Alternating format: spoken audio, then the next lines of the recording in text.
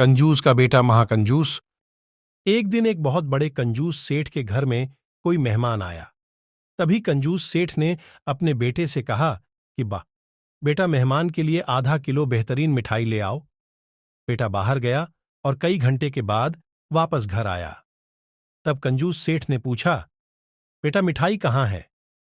बेटे ने कहना शुरू किया, अरे पिताजी, पहले मैं मिठाई की दुकान पर गया और हलवाई से बोला कि सबसे अच्छी मिठाई दे दो।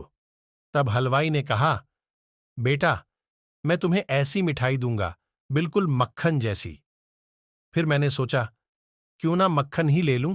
तभी मैं मक्खन लेने दुकान गया और दुकानदार से कहा, सबसे बढ़िया मक्खन दे दो।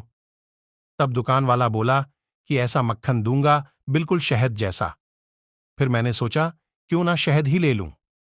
तब मैं शहद वाले के पास गया और उससे कहा कि सबसे अच्छा शहद दे दो। शहद वाला बोला, ऐसा शहद दूंगा, बिल्कुल पानी जैसा साफ।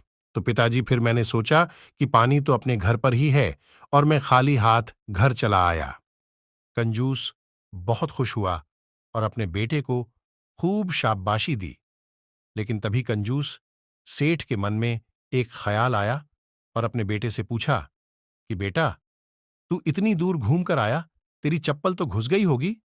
तब कंजूस का बेटा बोला, नहीं पिताजी, मैं तो घर पर आए मेहमान की चप्पल पहनकर गया था। बेटे की यह बात सुनकर कंजूस बाप की आंखों में खुशी के आंसू आ गए। उसने अपने बेटे को गले से लगा लिया और कहा कि बेटा, जीवन में तुम मुझसे भी कई ज्यादा कंजूस बनेगा। पैसा बचाने में तो खूब आगे बढ़ेगा,